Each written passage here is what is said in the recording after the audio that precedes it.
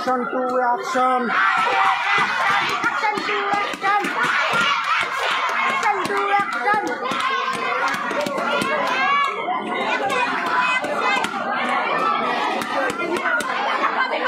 আমরা স্লোগান দিতে পারবো না, বলে শিক্ষার্থী ছাড়া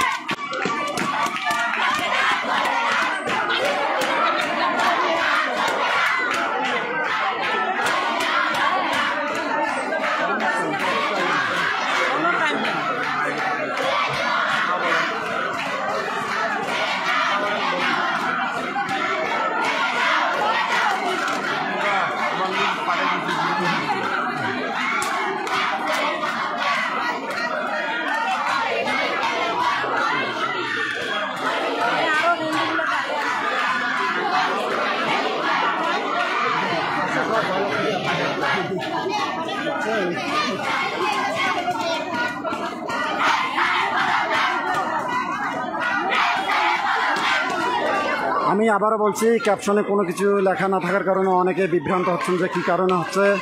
মূলত বিষয়টা হচ্ছে রংপুর দাসপাড়া মুসলিম উদ্দিন বালিকা উচ্চ বিদ্যালয়ে বিগত 5 সেপ্টেম্বর সরকার পদত্যাগের মধ্য দিয়ে সকল সনাতনী শিক্ষার্থীদের মাঝে বিভ্রান্ত হচ্ছে যে জাতীয় সঙ্গীত এবং কোরআন তেলাওয়াতের পাশাপাশি শ্রীমদ্ ভগবদ গীতা পাঠ হলেও কিছুদিন যাবত সনাতনী শিক্ষার্থীদের কাছ থেকে গীতা পাঠ তাদেরকে করানো হচ্ছে না, এবং সেই সাথে সনাতনী শিক্ষার্থীদেরকে কোরআন সূরা মুখস্থ করে 1 সপ্তাহের মধ্যে মুখস্থ করে আসবার জন্য এবং হিজাব পরে আসবার জন্য প্রধান শিক্ষক সহ 3 জন শিক্ষক ছাত্রীদেরকে চাপ প্রয়োগ করে, এবং প্রধান শিক্ষক সনাতনী শিক্ষার্থীদের মাঝে অশ্লীল ব্যবহার এবং অশ্লীল মনোভাব নিয়ে তাদের সময় সর্বাত্মক তাদের সঙ্গে ব্যবহারপূর্বক এবং বিভিন্ন সনাতনী ধর্মীয় উস্কানিমূলক এবং মূর্তি বিষয় নিয়ে তাদের সঙ্গে উপস্থাপনা করেন। তার পরিপ্রেক্ষিতে গণসমুদ্রে সনাতনীরা বিক্ষোভ জোয়ারে পরিণত করেছেন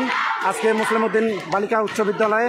তাই আশেপাশে যত সনাতনী ভাই ও বোনেরা রয়েছেন অবশ্যই আমাদের সঙ্গে থাকুন, এবং আজকের এই এক দফা এক দাবি প্রধান শিক্ষক সহ 3 জনের পদত্যাগ দাবিতে উত্তাল আজকে মুসলিম উদ্দিন বালিকা উচ্চ বিদ্যালয়।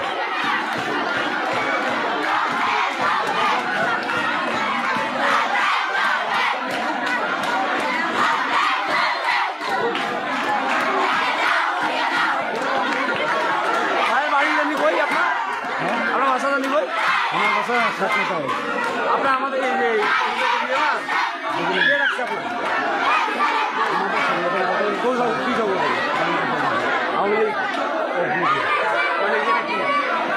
বিএনপি না কোনো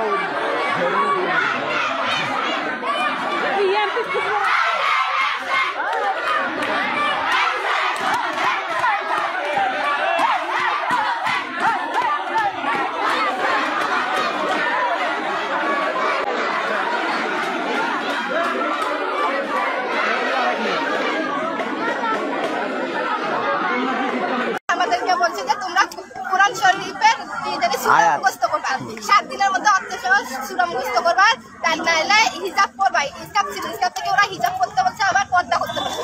তাই পর্দা না করলে তোমাদের শরীর মেয়েরা ছেলেরা দেখতে পাবে, গাল দেয় ক্লাসে, আবার স্যারেরা বাজেভাবে আমাদেরকে গালি দেয়। তোর ক্লাসে কি বলছে? আমাদের ক্লাসে যে স্যার বললো যে তোমরা হিন্দু মেয়েরা কয়েকজন আছে দাঁড়াও, তারপর আমরা দাঁড়াইলাম, বলতেছে তোমরা হিজাব পড়ো না কেন? বললাম যে স্যার আমরা হিজাব কেন পড়বো, ইসলাম পড়বো। হয় না, তোমরা যে হিজাব পড়ো না, তোমরা রাস্তা দিয়ে যে হাঁটো ছেলেরা তোমাদের শরীর থেকে আকর্ষিত হয়, এই জন্য তোমাদের হিন্দু মেয়েদের আজকাল বিয়ে হচ্ছে না। তারপর বাজেভাবে নোংরা ভাষায় গালি দেয় স্যার। তারপর বলে যে হিজাব পরে আসবা, পরের দিন থেকে পরে আসবা, আর আমাদের পরের মাসে বাজে ভাষা অনেক। তোমরা যে গীতা পাঠ পড়তেছো, তোমাদের বাবা মা কি গীতা পাঠের মাহাত্ম্য বুঝে? আমরা যদি না বুঝতাম তাহলে কি পড়তাম? ওনার কথা আমরা গীতা পাঠের মাহাত্ম্য বুঝি না, আমাদের বাবা মাও বুঝে না। তো শরীরে হাত দেওয়ার যে একটা বিষয় উঠছিল, এটা কি সত্যি? আরো ইচ্ছে আরো কত নোংরা ভাষায় কথা বলে, যত নেগেটিভ কথা আছে। ক্লাসের মধ্যে আমাদের হচ্ছে ধর্মীয় স্যার, মুসলিম ধর্ম ক্লাসে যত নেগেটিভ ধরনের কথা আছে সবকিছু উনি উল্লেখ করে। আর উনি বাবা মাকে গালি দেয়। আর বলে মূর্তি পূজা করলে কি হয়, মূর্তি পূজা করে লাভ কি, এসব কথা বলে। শিবলিঙ্গ নিয়ে অনেক ধরনের কথা বলে। সেই স্যারের নাম কি? মৌলভী স্যার। উনি বলে শিবলিঙ্গ পূজা করে, শিবলিঙ্গ পূজা কি করলে কি হয়, এটা তো একটা কালো মূর্তি। সব মাপ ছাড়া একটা ছোট একটা বড়। তারপর বলে তোমাদের মা বাবা কখনো গীতা পড়ছে, তোমরা গীতার অর্থ জানো যে গীতা পড়তে যাও, অথচ অ্যাসেম্বলি তো ওরা কোরআন শরীফ পড়ে, কোরআন শরীফের অর্থ পর্যন্ত পড়ে, যেখানে অ্যাসেম্বলি 15 মিনিট হওয়ার কথা সেইখানে 20 মিনিট ভাষণ পর্যন্ত দেয়। আর আমরা বলছি স্যার 2 মিনিটের জন্য আমাদের গীতা পড়তে হবে না, কয় সময় হয় না, তোমরা গীতা পড়তে মাহাত্ম্য জানো, বাবা মা গীতা পাঠ করে। এর আগে বন্ধ করছিল, তারপরে কমপ্লেন দেওয়ার পর শুরু করছে, আবার ওরা বন্ধ করছে। কালকে আমরা যেহেতু বলছি, উনি এখন বলে সময়ের হচ্ছে, কিন্তু উনি কিন্তু বক্তব্য দেয় 20-25 মিনিট করে।